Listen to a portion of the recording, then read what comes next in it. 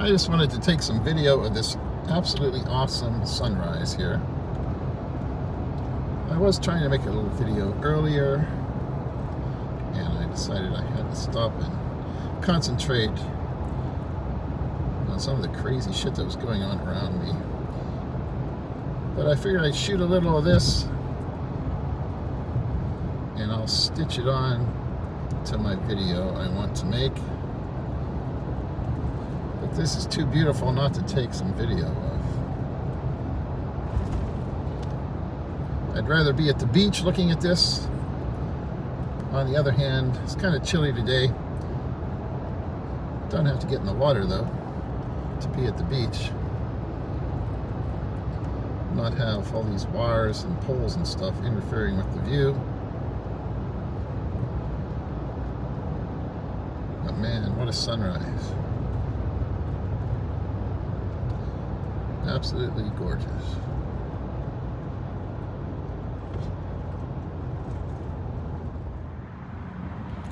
There we go. A little more video now that I'm stationary. Not so much shit in the way. Stop and pick up my drink at Starbucks here. Winter Park Village. Nice. Have a few minutes to chill here. Make a little video. It's such an awesome sunrise this morning. Be nice to just sit and watch that instead of having to go to work, but that's what happens when you're not retired, you know? This is what you're stuck with. It's okay.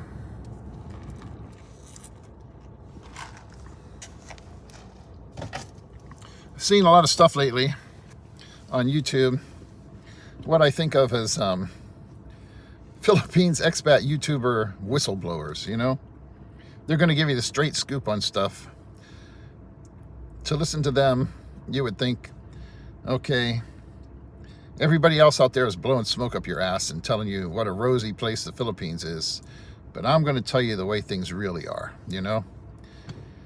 You know, there are people who are still over there right now who, they hate it. It sucks. And I don't know if they really think it sucks. They're still there. So maybe they're just saying it sucks because they can get views for that. Then you got people that have recently returned from the Philippines. I have seen this one guy now lately. Wants to tell you, okay, now that I'm back, I'll tell you the real scoop and how bad it sucks over there. His main things seem to be bitching about if you're out in the provinces where everybody lives in nipa huts and there aren't any bowling alleys around or whatever. So, you know, look out for that. You know, it's most of these people, they fall into like three main categories, you know? It's like three different things. First of all, it's the Philippines itself. Secondly, the Filipina that you happen to be involved with. And third, the family of that person. Philippines, when the people that want to bitch about the Philippines itself, you know, dogs are barking, roosters are crowing, karaoke in the middle of the night, motorbikes, pollution, traffic. You know, all these things are very real issues, depending, you know, exactly where you're at. To one extent or another, you're going to have to deal with all those things. If you're out in the provinces, you're more likely to deal with the livestock part of it and everything. But you can be in, you know, cities and hear people's chickens and roosters going. It's kind of different if you're, you know, kind of insulated from everything, living in a condo way up off the street with the windows all closed and the AC running. You know, you're kind of insulated from all that stuff. And obviously in the really major areas, you know, BGC and stuff like that, you're probably not going to have to deal with a lot of roosters crowing, and there's going to be noise, but it's not the same as having your, you know, next door neighbors cranking up the karaoke and the roosters going all the time and dogs barking everywhere. So there are ways, if those things really bother you, to avoid them, but you're going to have to spend a lot of money to do it, you know? And once again, you'll be living in that expat bubble that I've talked about before, which some people like, you know? They enjoy living in the Philippines for some reason. They just don't want to deal with all the people who, based on some of the comments I've gotten on some of my videos, all have HIV and TB, hepatitis and stuff, you know. So you want to stay away from all of them. Then you've got the people, they talk about the Filipina that you're with. Basically, those people, their worldview seems to be that, okay, things are going great for you now. Maybe you've been with them 10 or 15 years and everything seems great, but just you wait. Trust me, sooner or later they're going to flake out and you'll find out what they're really like, what these people are really like, you know? Some of these people, even if they've been in relationships for a long time and they've had, you know, these things don't just end dramatically for no reason at all. Most of these people have had issues from the start in one form or another. You know, they just found the wrong person. And for them, though, that just means all of them are bad. Basically, the view a lot of guys have over there, even if you've been with someone for a long time, it's just a matter of time. Sooner or later, they're going to get corrupted. If you bring them to America, they're going to start hanging out with other Filipinas and get corrupted. My wife herself, she doesn't like hanging out with a lot of these people we know, just because of all the drama and the crazy shit that they get into. She'd much rather, she has her job, she works, and then she and I have our life together, and she's quite content with that instead of getting involved in all that drama, because it can happen. But once again, that's who did you find, you know? A lot of these guys over there who pretend to be dating experts, they tell you how to pick up women that aren't worth picking up, you know? I mean, if you're just there looking for fun and you're out there looking to, you know, take your chance getting hepatitis and HIV and all that shit, running around with all these different people, yeah, you know, you're going to find people that aren't worth being with.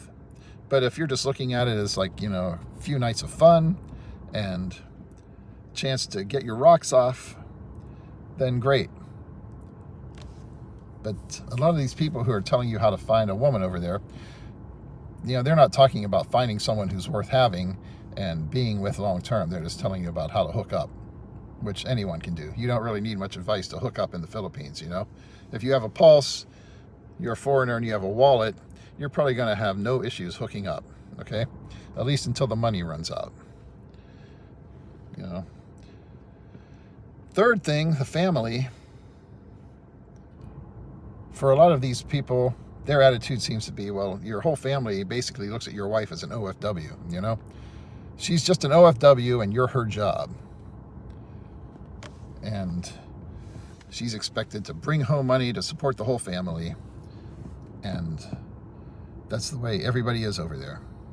If you're married to a Filipina, her family is just going to expect you to take care of them and support them all the time.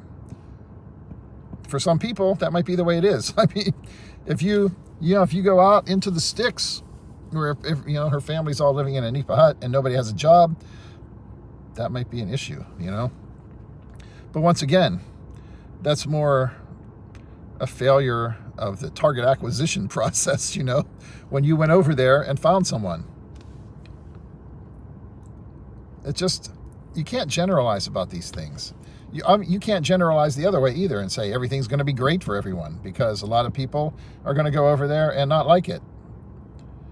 But it seems to be popular these days to make a lot of generalizations about how shitty things are over there and how bad you're going to hate it when you go.